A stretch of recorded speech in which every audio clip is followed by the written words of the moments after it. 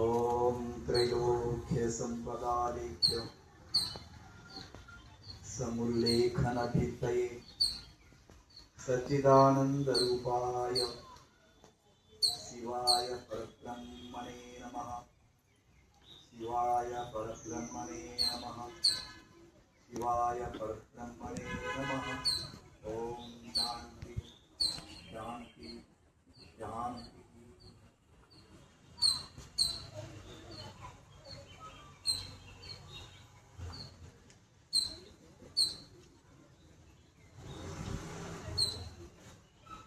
ವಿಶ್ವದ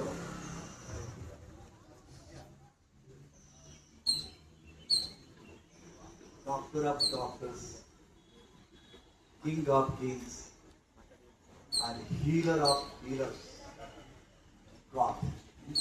ಒಂದು cosmic energy ಇರದ ಗಾಡ್ ಅಂತ ಹೇಳ್ತೀವಿ.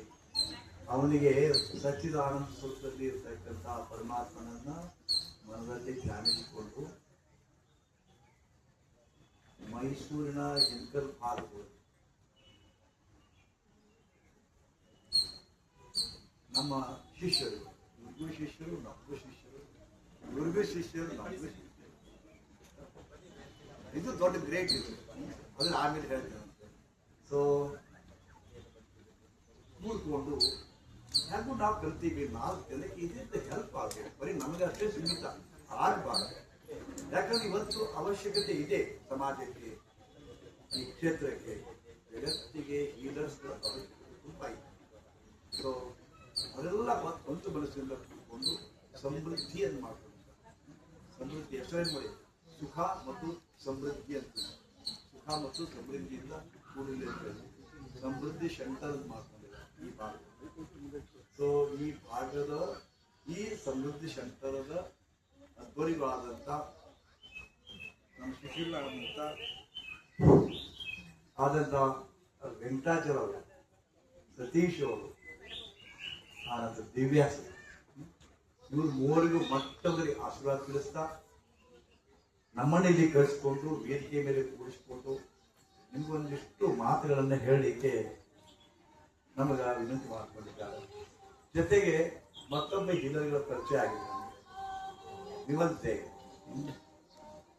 ಅನೇಕ ಹೀಲಿಂಗ್ ಟೆಕ್ನಾಲಜಿ ಕಲಿಸ್ಕೊಂಡು ಆ ಟೆಕ್ನಾಲಜಿಯನ್ನು ನಮ್ಮ ಶಿಷ್ಯರುಗಳಿಗೆ ಹೇಳಿ ಅವ್ರು ಮತ್ತಷ್ಟು ಅಬಂಡೆಂಟ್ ಎನರ್ಜಿಯನ್ನು ಕೊಟ್ಟಂತ ಇವತ್ತೇ ದಂಪತಿಗಳು ಆನಂದ ಡಾಕ್ಟರ್ ಕಾವ್ಯ ಮೇಡಮ್, ರಾಜು ಅವರು, ಶ್ರೀಯುತರು ಎಲ್ಲರಿಗೂ ನಮಸ್ಕಾರ ಹೇಳ್ತಾ ನಿಮ್ಮೆಲ್ಲರಿಗೂ ಕೂಡ ನನ್ನ ಹೃತ್ಪೂರ್ವಕ ಆಶೀರ್ವಾದಗಳನ್ನು ತಿಳಿಸ್ತಾ ಆತ್ಮೀಯರೇ, ಇವತ್ತು ನೀವೀಗ ನೋಡಿದ್ರೇನು, ಅಲ್ಲಿ ಪೂಜೆ ಮಾಡಿಸಿದ್ರು, ಗಣಪತಿ ಪೂಜೆ ಮಾಡಿಸಿದ್ರು. ಆನಂತರ ಇಲ್ಲಿ ಹೀಲಿಂಗ್ ಸೆಂಟರ್ ಬರ್ತಿದ್ದಾರೆ, ಹನುಮಾನ್ ದೇವರುಗಳ ಚಿತ್ರವನ್ನು ಹಾಕಿದ್ದಾರೆ. ಸ್ವಲ್ಪ ತಾತ್ವಿಕವಾಗಿ ವಿಚಾರ ಮಾಡೋಣ. ಅನೇಕ ದೇವರುಗಳದಾವ ನಮ್ಮಲ್ಲಿ. ಭಾರತದೊಳಗೆ ಅನೇಕ ದೇವರುಗಳು. ಎಷ್ಟು ದೇವರುಗಳ? 33 ಕೋಟಿ ದೇವರುಗಳು ಅಂತ ಹೇಳ್ತಾರೆ ನಮ್ಗೆ. 33 ಕೋಟಿ. ಅದಕ್ಕೆ ಬೇರೆ ಅರ್ಥ ಕೊಡ್ತಾರೆ, ಬೇರೆ ದೇವತೆ. ನಿಮ್ಗೆ ಗೊತ್ತಿರ್ಲಿ, ಆ ಎಲ್ಲ ದೇವತೆಗಳೊಳಗ 2 ದೇವತೆಗಳು ಜಾತಿ, ಪಂಥ, ಮತ, ಭೇದ ಇಲ್ಲದೆ ಇರತಕ್ಕಂಥ ಸರ್ವರಿಗೂ ಸಮಾನವಾಗಿ ಅವತ್ತು 50 ಕಾಣ್ತಕ್ಕಂಥ 2 ದೇವರು ಯಾರಪ್ಪ? ಒಬ್ಬ ಗಣಪತಿ, ಒಬ್ಬರು ಹನುಮ. ಹೌದಾ? ಪ್ರತಿಯೊಂದು ಕಾರ್ಯಕ್ಕೂ ವಿಗ್ರಹ ಆಗದಂತೆ ಗಣಪತಿ ಬೇಕು. ಆನಂತರ ಅವರಷ್ಟು ಪವರ್ಫುಲ್ ಇವನು ಅದನ್ನ ಹನುಮಾನ್ ದೇವರು. ವಾಪಸ್ ತಾತ್ವಿಕವಾಗಿ ವಿಚಾರ ಮಾಡಿ ನೋಡಿದ್ರಪ್ಪ ಅಂದ್ರೆ ದೇವರು ನಿರಾಕಾರ, ಅಗೋಚರ. ಹೌದಾ? ಅಕ್ಕಮಹಾದೇವ್ ಹೇಳಿದ ಹಾಗೆ ಜಗದಗಲ, ಮುಗಿದಗಲ, ಮಿಗಿಯಗಲ, ನಿಮ್ಮಗಲ, ಬ್ರಹ್ಮಾಂಡದಿಂದ ತತ್ತ ನಿಮ್ಮ ಶ್ರೀ ಮುಕುಟ, ಪಾತಾಳದಿಂದ ತತ್ತ ನಿಮ್ಮ ಶ್ರೀ ಚರಣ ಹೇಳಿ ದೈವತ್ವದ ಅರಿವನ್ನ ಮಾಡಿಕೊಡ್ತಾವ. ಹಾಗಿದ್ರೆ ಇವರೆಲ್ಲ ಏನಪ್ಪಾ ಅಂದ್ರ ಕೃಷ್ಣ, ರಾಮ, ಹನುಮಂತ ಏನ್ ದೇವಾದೇವತೆಗಳದಾರ, ಇವ್ರು ಯಾವ ದೇವರುಗಳಲ್ಲ. ಅಷ್ಟೇ ಅನ್ಸುತ್ತೆ ನಿಮ್ಗೆ? ದೇವರು ಇರೋನು ಒಬ್ಬನೇ. God is one. ಏಕಂ ಸತ್ ವಿಪ್ರ ಬಹುಧಾ ವದಂತಿ. ಇರೋ ದೇವರು ಒಬ್ಬನೇ ಅದರ, ಆದ್ರ ತಿಳ್ಕೊಂಡವರು ತಿಳ್ಕೊಳ್ಳಾರ್ದವರು ಅನೇಕ ದೇವರುಗಳಂತ ಕಲ್ಪನೆ ಮಾಡ್ಕೊಳ್ತಾರ. ಹಾಗಾಗಿ ಇವರು ದೇವರು ಅಲ್ಲ ಅಂತ ಅನ್ನಕ್ಕಾಗಲ್ಲ. ಇವರು ದೇವರುಗಳ ಅಲ್ಲ, ಆ ದೇವತೆಗಳು. ಇವರು ದೇವತೆಗಳು. ಅವ್ರು ಯಾಕೆ ದೇವತೆಗಳಾದ್ರಪ್ಪ ಅಂತಂದ್ರ ಮನುಷ್ಯ ರೂಪದೊಳಗೆ ಇದ್ದುಕೊಂಡು ದೈವತ್ವವನ್ನು ಪಡ್ಕೊಂಡು ಅವರು. ಹೌದಾ? ಯಾರಿಗೆ ಸಾವುಂಟು, ಯಾರಿಗೆ ಜನನ ಉಂಟು, ಅವ್ರು ಯಾರು ದೇವರಾಗಲಿಕ್ಕೆ ಶಕ್ತಿ ಇಲ್ಲ. ಸ್ಪಷ್ಟ ತಿಳ್ಕೊಂಡು ಇದನ್ನ ಬೇರೆ ಗುರುಗಳಿಗೆ ಅಂತದ್ ಹಿಂಗ್ ಮಾತಾಡಿದ್ರೆ ಇದನ್ನ ಕ್ಲಿಷಿಯನ್ನು ಕ್ರಿಯೇಟ್ ಮಾಡ್ಕೊಂಡು ಬೇಡ. ದೇವರು ಒಬ್ಬನೇ ಇದ್ದಾನ, ಅದು ಅಗೋಚರ ಇದ್ದಾನೆ. ನಮಗ ಆ ದೇವರನ್ನ ಕಲ್ಪನೆ ಮಾಡ್ಕೊಳಿಕ್ಕೆ ಆಗೋದೇ ಇಲ್ಲ. ಅದಕ್ಕೆ ನಮ್ಮ ಬುದ್ಧಿ ನಿಲ್ಕೋದಿಲ್ಲ. ಅದಕ್ಕೆ ಹನುಮಾನನ್ನು ದೇವರಂತ ಒಪ್ಕೊಂಡ್ರೆ ನಮ್ಮ ಬುದ್ಧಿ ಇದ್ದಾಗ್ತದೆ. ಹೌದಾ? ಈ ದಿಶೆಯೊಳಗ ಹನುಮಂತ ದೇವರ ಫೋಟೋ ಹಾಕಿದಿರಲ್ಲ, ಸ್ವಯಂ ಆ ಚಿತ್ರದ ಮುಂದೆ ಕೂತಾರೆ, ಆ ಮೂರ್ತಿಯ ಮುಂದೆ ಕೂತಾರೆ, ಆ ಹನುಮಾನ್ ಮಂತ್ರವನ್ನು ಹೇಳಿದ್ರ ಎಷ್ಟು ಅದ್ಭುತ ಪರಿಣಾಮ ಆಗುತ್ತೆ. ಯಾಕಂದ್ರೆ ನಾನು ನಿರಾಕಾರಿ ಸ್ವರೂಪವನ್ನು ದೇವರನ್ನು ನಂಬಿದವ ನಾನು. ಇವ್ರು ಯಾರು ದೇವರಲ್ಲ ಅಂತ ಒಪ್ಪಿದವ ನಾನು. ಆದ್ರ ಹೆಚ್ಚು ಆರಾಧಿಸ್ತೇನೆ. ನಿಮಗಿಂತ ಹೆಚ್ಚಿಗೆ ನಾನು ಗಣಪತಿಯನ್ನ ಮತ್ತು ಹನುಮಂತ ದೇವರನ್ನ ಆರಾಧಿಸ್ತೇನೆ. ವಿಚಿತ್ರ ಅಂದ್ರ ಏನ್ ಚಮತ್ಕಾರ ಆಗುತ್ತೆ, ಬಹಳ ಚಮತ್ಕಾರ. ಇವರು ಹನುಮಾನ್ ಇದು ಗಣಪತಿ ದೇವರು ಏನದಪ್ಪ ಅಂತಂದ್ರ ಸುಖ, ಸಮೃದ್ಧಿ, ಹಣ, ಕೀರ್ತಿ, ಪ್ರತಿಷ್ಠೆ, ಯಶಸ್ಸು, ಮನೆಯೊಳಗ ಸುಖ, ಶಾಂತಿ, ನೆಮ್ಮದಿ, ಸಮೃದ್ಧಿ ಬೇಕಪ್ಪ ಅಂದ್ರೆ ಗಣಪತಿ ಬೇಕು. ಆನಂತರ ನಡುವೆ ಇವೆಲ್ಲ ಬಂದು ಅಂದ್ರೆ ಈಗ ಒಕ್ಕಲಿಸ್ತಾರೆ ಕೆಲವು ಮಂದಿ. ಕಿಡ್ಡಿ ಹಾಕಿದ್ರ ಸ್ವಲ್ಪ ಚಲೋ ಸೇರಿ ಬಿಟ್ರ ಅಂತರ ಅವರು ದೃಷ್ಟಿ ಬಿತ್ತ, ಸ್ವಲ್ಪ ಚಲೋ ಮಣಿ ಕಟ್ಟಿದ್ರ ಬಿತ್ತ ದೃಷ್ಟಿ. ಹೌದಾ? ಇದಕ್ಕೆ ದೃಷ್ಟಿ ಬಿದ್ದು ವೈರು ಹುಟ್ಕೊಂತಾರ, ಶತ್ರುತ್ವ ಬರ್ತದ, ಶತ್ರುಗಳು ಬರ್ತಾರ. ನಿಮ್ಮ ಪ್ರತಿ ಕ್ಷಣಕ್ಕೂ ನಿಮ್ಮ ಪ್ರತಿ ನಡೆಗೂ ನಿಮ್ಗೆ ಅಡ್ಡಗಾಲ ಹಾಕ್ತಕ್ಕಂಥ ಶತ್ರುಗಳು ಬರ್ತಾರೆ. ಆ ಶತ್ರುಗಳು ಹೊರಗಿಲ್ಲ, ಒಳಗ ಅದಾರ. ಅವರು ನಿಮ್ಮವರ ಅದಾರ, ನಿಮ್ಮ ಅಂತಮರ ಅದಾರ, ನಿಮ್ಮ ನೆರೆಹೊರೆಯವರ ಅದಾರ, ಸುತ್ತಮುತ್ತಲೂ ಅದಾರ ಶತ್ರುಗಳು. ಅದಕ್ಕ ಕಲೀಲ್ ಗಿಬ್ರಾನ್ ಅಂತಕ್ಕಂಥ ಒಬ್ಬ ದಾರ್ಶನಿಕ ಹೇಳ್ತಾನ. ಏನ್ ಹೇಳ್ತಾನಪ್ಪ ಅಂತಂದ್ರ, दुश्मनों ने तो दुश्मनी की है, मगर हमारे लोगों ने क्या कमी की. दुश्मनों ने तो दुश्मनी की है, मगर हमारे लोगों ने क्या कमी की है. ನಮಗೇನ್ ಇವತ್ತು ಕೆಟ್ಟದ್ದು ಮಾಡ್ಯಾರ, ನಮ್ಮನ್ನ ತಳಕಿಳಿಯಕ್ ಪ್ರಯತ್ನ ಮಾಡ್ತಾರ, ಅವ್ರು ನಮ್ಮವರೇ ಅದಾರ. ಗಂಡರು ಹೇತಿ ಮಾಡ್ತಾರ, ಗಂಡರು ಹೇತಿ ಮಾಡ್ತಾಳ, ಹೇತಿ ಗಂಡ ಮಾಡ್ತಾನ, ಅಂತಮ್ರಿ ಮಾಡ್ತಾರ. ಇವತ್ತು ವರ್ಸ್ಟ್ ಸಿಚುವೇಶನ್. ಎಷ್ಟು ಜನ ನಾಳೆ ಬರ್ತಾರಲ್ಲ, ಗುರುಗಳ ಇದ್ದಕ್ಕಿದ್ದಂತೆ ನಮ್ಮ ರೈಸ್ ಮಿಲ್ ಮುಚ್ಚಬೇಕು, ಗುರುಗಳ ಇದ್ದಕ್ಕಿದ್ದಂತೆ ಒಂದು ದೊಡ್ಡ ಮಾಲ್ ತೆಗೆದಿದ್ದೀವಿ, ಮತ್ತೊಬ್ರು ನಮ್ಗಿಂತ ದೊಡ್ಡ ಮಾಲ್ ತೆಗೆದ್ರು ನಾವು ಅವ್ರು ಯಾವಾಗ ಮಾಡಿದ್ರು ನಮ್ದು ಡೌನ್ ಆಗಿರುತ್ತೆ. ತಿಂಗಳ ದಿನ 2 ಲಕ್ಷ ರೂಪಾಯಿ ವ್ಯಾಪಾರ ಆಗುದು 5,000 ಆಗುವಂತ ಹಿಂಗ ಬಂದು ಅವಲತ್ತು ಕೊಡ್ತಾರೆ. ಎಷ್ಟು ಸಮಸ್ಯೆ. ನಾನು ನೀವು ವೆಂಕಟಾಚಲರ ಬಗ್ಗೆ ಹೇಳಿದ್ರಿ. ಈ ವಯಸ್ಸಿನಲ್ಲೂ ಕೂಡ ಅವರು ವಿದ್ಯೆ ತಗೊಳ್ಳಿಕ್ಕೆ ನೋಡಿ, ಜ್ಞಾನಕ್ಕೆ ಜ್ಞಾನ ಸಾಗರ. ಎಷ್ಟು ಕಲಿತರು ಸಾಯುವ ಕೊನೆ ಕ್ಷಣದವರೆಗೆ ಕಲಿತರು ಕೂಡ ಕಮ್ಮಿನೇ ಅದು, ಸಾಗರ ಅದು. ಹೌದಾ? ಅವ್ರನ್ನ ಇವರು ಕಾರ್ಯ ಹೇಳಿದ ಮಾತನ್ನ ಕೇಳಿದ ಮೇಲೆ ನನಗೆ ನನ್ನ ಬದುಕು, ನನ್ನ ಬಾಲ್ಯ ನೆನಪಾಗುತ್ತೆ. ನಾನು ಪ್ರಾರಂಭದಲ್ಲಿ ಒಬ್ಬ ಸಾಮಾನ್ಯ ಮೇಧಾವಿ ಹುಡುಗ, ಸಾಮಾನ್ಯ ಮೇಧಾವಿ. ನಾನು ಬಹಳ ದೊಡ್ಡ ಜೀನಿಯಸ್ ಇರ್ತಿಲ್ಲ, ಬಡತನ ಕುಟುಂಬ. ಬೆಳೀತಾ ಏನಾದಪ್ಪ ಅಂತಂದ್ರ ನನ್ನಲ್ಲಿ ಒಳಗಿಂದು ಅಂತಸ್ಥೇತ ಜಾಗೃತ ಹಾಕೋತು ನನಗೊಂದು ಕನಸು ಕಾಣ್ತಿದ್ದೆ. ಇಲ್ಲಿ ಕನಸು ಬಹಳ ಮುಖ್ಯ. ನೀವು ಏನು ಕನಸು ಕಾಣ್ತೀರಿ ಮ್ಯಾನಿಫೆಸ್ಟ್ ಆಗ್ತದೆ. ಆದ್ರೆ ಹೆಂಗ ಕನಸು ಕಾಣಬೇಕು ಅನ್ನೋದು ಗೊತ್ತಿಲ್ಲ ಅಷ್ಟೇ. ಹೌದಾ? You dream it and that will come manifested. ಹೌದಾ? ಇದು ಹೆಂಗಪ್ಪ ಅಂದ್ರೆ ನಮ್ಮ ಹುಡುಗ ಒಬ್ಬ ಇಂಜಿನಿಯರ್ ಇದ್ದಾನೆ, ನಮ್ಮ ಸಮರ್ಥ ಈಸ್ ಇಂಜಿನಿಯರ್. ಹೌದಾ? ಅವ್ರೊಂದು ಮಂದಿ ನಿಮಗೆ ಮನೆ ಕಟ್ಟಾಕ ಅವ್ರಿಗೆ ಹೇಳ್ತೇವೆ, ಅವ್ರೊಂದು ಬ್ಲೂ ಪ್ರಿಂಟ್ ಕೊಡ್ತಾರೆ. ಬ್ಲೂ ಪ್ರಿಂಟ್, ಬಾತ್ರೂಮ್ ಮೇಲೆ ಬರಬೇಕು, ಇದು ಎಲ್ಲಿ ಬರಬೇಕು, ಅದು ಎಲ್ಲಿ ಬರಬೇಕು, ಗಾಡ್ಸ್ ಪೂಜಾರ ಮೇಲೆ ಬರಬೇಕು ಅಂತ ತಿಳ್ಕೊಂಡು ಅವ್ರು ಹೆಂಗೊಬ್ಬ ಬ್ಲೂ ಪ್ರಿಂಟ್ ಕೊಟ್ಟು ಅದ್ರ ತರ ಕರ್ತಾರ, ಹಂಗ ಪ್ರತಿಯೊಬ್ಬರ ಜೀವನಕ್ಕೂ ಒಂದು ಬ್ಲೂ ಪ್ರಿಂಟ್ ಯಾವ್ದಪ್ಪ ಅಂತಂದ್ರ, ಯಾವ್ದು ಬ್ಲೂ ಪ್ರಿಂಟ್? ಕನಸು. ಹೆಂಗ ಮುಂದೆ ಈ ಮಣಿ ಇಲ್ಲಿ ಬರಬೇಕು, ಈ ಛತ್ರ ಆಗ್ಬೇಕು, ಈ ಕಲರ್ ಕೊಡಬೇಕು, ಈ ಮೂರು ಇಲ್ಲಿ ಬರಬೇಕು, ಈ ಕಂಬ ಇಲ್ಲಿ ಬರ್ಬೇಕಂತ ಅವರು ಒಂದು ಕನಸು ಕಾಣ್ತಾರ, ಮ್ಯಾನಿಫೆಸ್ಟ್ ಮಾಡ್ಕೊಂತ ಹೋಗ್ತಾರ. ಹಂಗ ನಮಗೂ ಒಂದು ಕನಸಿರ್ಬೇಕು. ನಾ ಮುಂದೆ ಏನಾಗ್ಬೇಕು, ನನ್ನ ಬದುಕು ಹೆಂಗಿರ್ಬೇಕು, ಎಂತ ಗಂಡ ಸಿಗ್ಬೇಕು, ಎಂತ ವ್ಯಾಪಾರ ಮಾಡ್ಬೇಕು, ಆ ವ್ಯಾಪಾರ ಸಮೃದ್ಧಿ ಹೆಂಗ ಆಗ್ಬೇಕು, ಕನಸು ಕಾಣ್ಬೇಕು. ನೀವು ಕನಸು ಕಾಣಲು ಕಲಿಯಿರಿ, ಕನಸು ಕಾಣಲು ಕಲಿಯಿರಿ. ಅದನ್ನ ಫ್ರೂಟ್ಫುಲ್ ಮಾಡೋದು ಪರಮಾತ್ಮ ಇಚ್ಛೆ. ಇದು ಹೆಂಗಪ್ಪ ಅಂದ್ರೆ ಕರ್ಮಣ್ಣೇ ವಾದಿಕಾರತ್ತೆ ಮಾ ಫಲೇಶು ಕದಾಚನ. ಇದು ಕರ್ಮ ಮಾಡ್ರಿ, ಫಲ ಅವನು ಎಲ್ಲ ಹೇಳ್ತಾ ವೆಂಕಟಾಚಲವರು ಎಷ್ಟು ಕಲಿತಾರೆ, ಇನ್ನೂ ಕಲಿತಾರೆ ಅಂತ ಅವ್ರು ಅಂದ್ರಲ್ಲ. ನಾನು ಬರೀ MA ಕಲಿಲಿಲ್ಲ, MA ಮೊದಲು ಕನ್ನಡ ಮಾಡಿದೆ, MA ಫಿಲಾಸಫಿ ಮಾಡಿದೆ, MA ತತ್ವಜ್ಞಾನ, MA ಸೈಕಾಲಜಿ ಮಾಡಿದೆ, MA ಸಂಸ್ಕೃತ ಮಾಡಿದೆ, MA ಹಿಸ್ಟ್ರಿ ಮಾಡಿದೆ, 5 MAಗಳನ್ನು ಮಾಡಿದೆ. ಒಂದಲ್ಲ ಎರಡಲ್ಲ 5 MA. ಅಷ್ಟಕ್ಕೆ ಸಾಕಾಗಿಲ್ಲ ಅಂತ ತಿಳ್ಕೊಂಡು diploma in Veerashaivam, diploma in translation, diploma in Gandhian studies, diploma in Veerashaivism, diploma in yoga, ಎಷ್ಟು ರೇಖಿ ಹೀರಿಂಗು ಎಲ್ಲ ಕೂಡಿ ಟೋಟಲಿ 183 ಡಿಪ್ಲೊಮಾ ಅಂಡ್ ಸರ್ಟಿಫಿಕೇಶನ್. ಇವ್ರನ್ನ ಈ ಮಾತನ್ನು ಕೇಳಿದಾಗ ನಾನು ನೆನಪು ಇಷ್ಟೇ. ಹೌದಾ? ಹಂಗಾದ್ರ ನಾ ಏನ್ ದೊಡ್ಡ ಶಾಣೆ ಅನ್ನೋದಿಲ್ಲ. ಮೊದಲ ಸ್ಟಾರ್ಟಿಂಗ್ ಮನುಷ್ಯನಿಗೆ ಒಂಥರ ಅಹಂಕಾರ ಇರ್ತದ, ಸ್ವತ್ತಿರ್ತದ. ನಾನು MA ಕಲ್ತಾನೆ, ನನ್ನ ಹೆಸರು ಬಸವರಾಜ್ ಹಡಗಲಿ. ಬಸವರಾಜ್ ಹಡಗಲಿ, MA ಇನ್ ಕನ್ನಡ, MA ಇನ್ ಫಿಲಾಸಫಿ, MA ಇನ್ ಹಿಂಗೆ 4 ಅಕ್ಷರ ಬೇಕು, 4 ಸಾಲಿಂದು ಡಿಗ್ರಿ. ಖುಷಿ ಅನಿಸ್ತಿತ್ತು, ಮತ್ತೆ ಖುಷಿ ಅನಿಸ್ತಿತ್ತು, ಸಹಜ ಅದು. ಹೌದಾ? ಒಂದು ಎತ್ತರ ಕರಿಬೇಕು,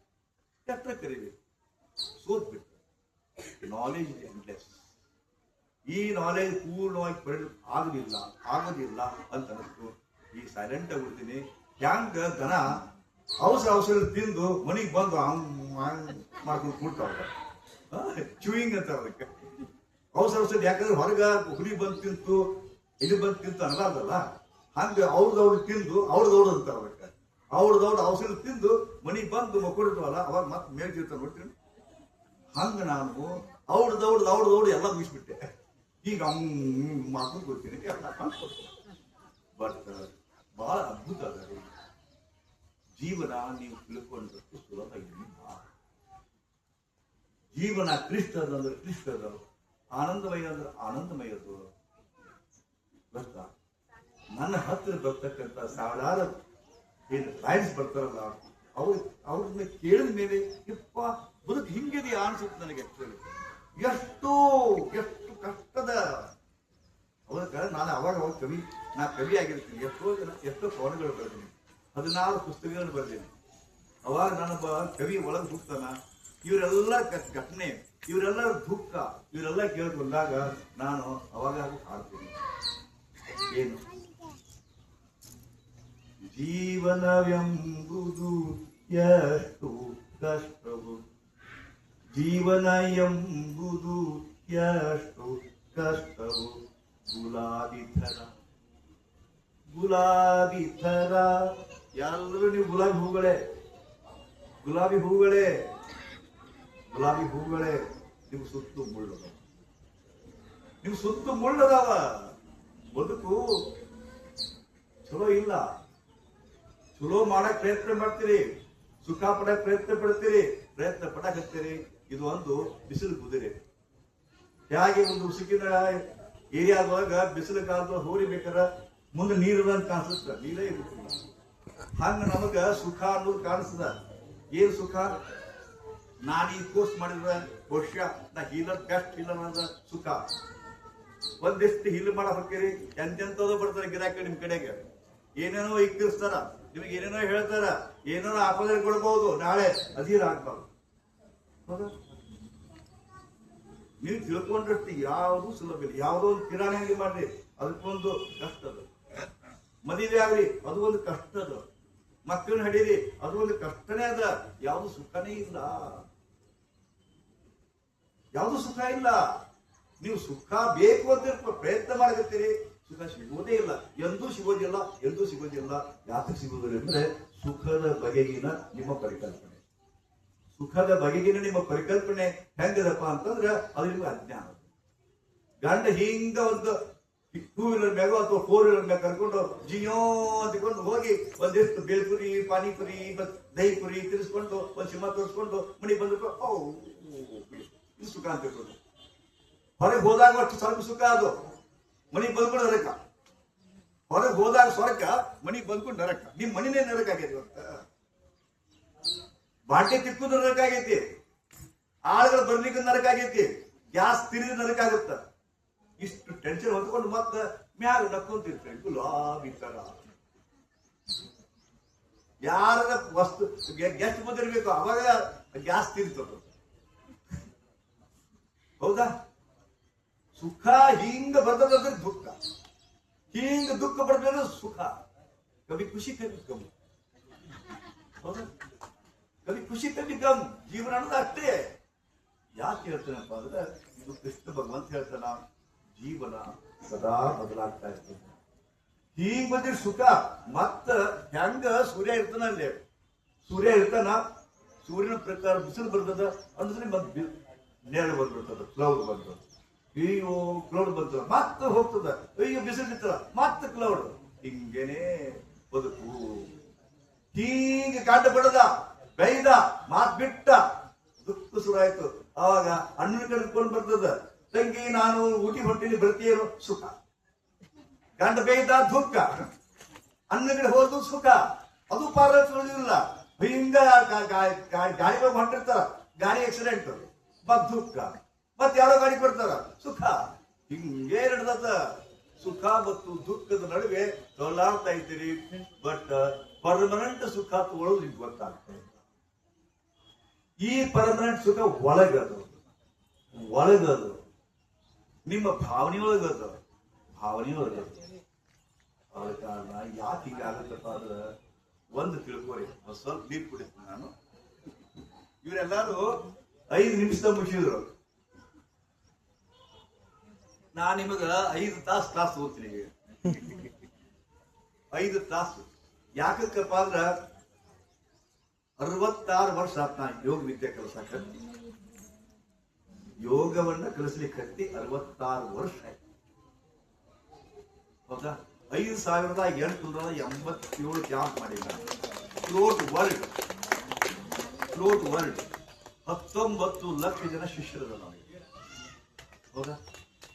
2788 ವಿಡಿಯೋ ಕ್ಲಿಪ್ಗಳು ಬಿಟ್ಟಿ ನಾನು ಯೂಟ್ಯೂಬ್ ನೋಡೋದು.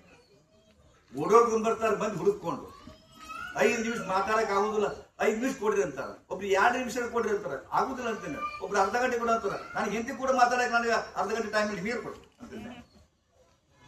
ಹೇಳ ನಿಮ್ ಮುಂದೆ ಬಂದು ತಾಸು ಗಂಟೆ ಮಾತಾಡ್ತೀನಿ ಅಂತಂದ್ರ ಎಂತ ಸುಧೈಗಳಾಗ್ಲಿ. ಮತ್ತ ನಾ ಈ ಆಶ್ರಮಕ್ಕೆ ಬಂದ್ರೆ 1 ನಿಮಿಷ ಬಿಟ್ಟು ಮಾತಾಡಿದ್ರು ನಾನು. ನೀವು ಬಂದ್ರ ನಾನೇ ಆಗ್ಲಿ ಮಾತಾಡಕತ್ತೀನಿ. ಯಾತಕ್ಕಪ್ಪ ಅಂತಂದ್ರ ಕೃಷ್ಣ ಪಾಪ ಎಂತ ಬಂಧನ ಐತಿ ನೋಡ್ರಿ.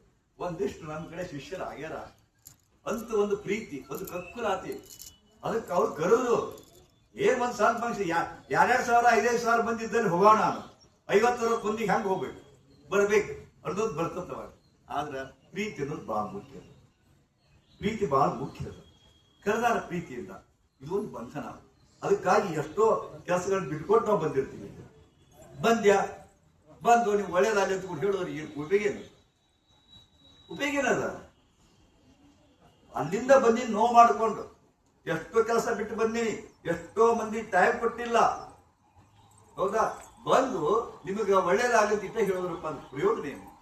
ನನ್ನ ಬದುಕಿನ ಬುದ್ಧಿಯಿಂದ ಕೆಲವು ನೆನಪುಗಳನ್ನ ತಗೊಂಡು, ನನ್ನ ಹೀಲಿಂಗ್ ನಾಲೆಜ್ ನಿಂದ ಕೆಲವೊಂದಿಷ್ಟು ಜ್ಞಾನವನ್ನ ನೀವು ಕೊಟ್ಟು ಹೋದ್ರ ನಾ ಬಂದಿದ್ದಕ್ಕೆ ಸಾಕಾಗ್ತದ. ನನ್ನ ವಾಣಿಯನ್ನ ಕೇಳಿದ್ರೆ ನಿಮ್ಗೆ ಸಾಕಾಗ್ತದ. ನಿಮ್ಮ ಬದುಕಿಗೆ ಬೇಕಾದಂತ, ಸುಖಕ್ಕೆ ಬೇಕಾದಂತ ಕೆಲವು ದಿವಸನ ನಾ ಕೊಡ್ತಾ ಇದ್ದೇನೆ. ಹೇಳ ಇವತ್ತು ಅನೇಕ ಟೆಕ್ನಾಲಜಿ ಅಂತ ಹೇಳ್ತಾರೆ. NLP ಅಂತ ನಮ್ಮ ವಿಮಲ್ ಜೈನ್ ಹೇಳಿದ್ರು. ರೇಖಿ ಅಂತ ಬಂತು. ಇವೆಲ್ಲ ಯಾಕೆ ಬಂದು? ಮೊದಲಿಗೆ ನಾನು ಬರೀ MA 5 ಡಿಗ್ರಿ ಮಾಡಿ ಇವನ್ನೆಲ್ಲ ಕಲಿತೆ. ಪ್ರಾಧ್ಯಾಪಕನಾದೆ, ಆಶ್ರಮ ಸ್ಥಾಪನೆ ಮಾಡಿದೆ. ಅದು ಆಗ್ಲಿ ಅವಾಗ ಯಾರೋ ಒಬ್ರು ಬರ್ತಿದ್ರು.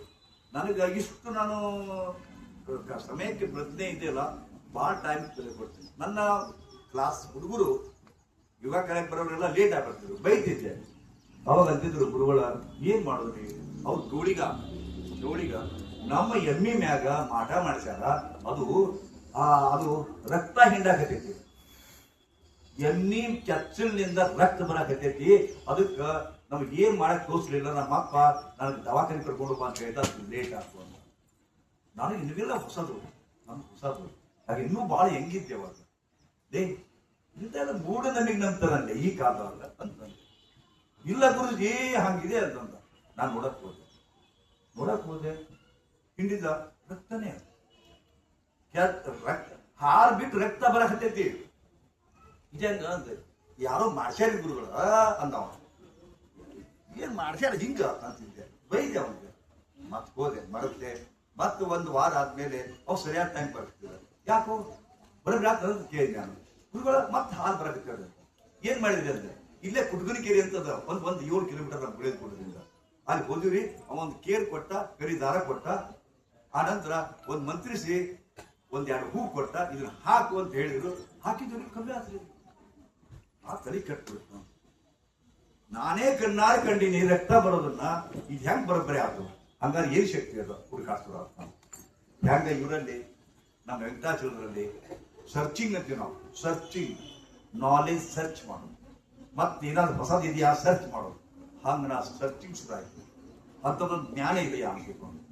ಅವಾಗ ಯಾರೋ ನಿನಗೆ ಯಾರು ಕಳಿಸ್ಯಾರ ಅಂತ ಅವ್ನು ಕೇಳಿದೆ. ಅವನು ಗುರುಗಳಿಗೆ ಹೋದೆ. ಮತ್ ನಿಮಗೆ ಯಾರು ಕಳಿಸ್ಯಾರ ಅವ್ರಿಗೆ ಹೋದೆ. ಹಿಂಗ ಗುರುಗಳ ಕಡೆ ಹೋದ್ರಪ್ಪ ಅಂತಂದ್ರ ಪಾವಗಡಕ್ಕೆ ಹೋದೆ. ಪಾವಗಡಕ್ಕೆ ಹೋದ್ಮೇಲೆ ಮುಂದ ಕೇರಳಕ್ಕೆ ಹೋದೆ.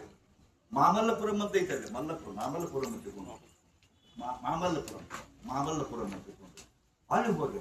ಅಲ್ಲಿ ಕುಟ್ಟಿ ಚತ್ತನ್ ವೀರಪ್ಪನ್ ಅಂತಿಕೊಂಡು, ಕುಟ್ಟಿ ಚಾತನ್ ವೀರಪ್ಪನ್ ಅಂತಿಕೊಂಡು ಮಹಾ ತಾಂತ್ರಿಕ. ಇದ್ರ ನಾಯಿ ಅದೃಷ್ಟ ಮಾಡ್ತಿದ್ರು. ಇದ್ರ ನನ್ನ ಒಂದು ನಾಯಿ ಪುಣ್ಯ ಇತ್ತು, ಅದೃಷ್ಟ ಮಾಡ್ಬಿಟ್ರು. ಬಂದಂತ ಇದನ್ನ ಮಾಯ ಮಾಡೋರು. ಇಂಥ ಒಂದು ಅದ್ಭುತ ಮಹಾ ತಾಂತ್ರಿಕರ ಕಡೆಗೆ ಹೋಗಿ ಅನೇಕ ವಿದ್ಯೆಗಳಿಗೆ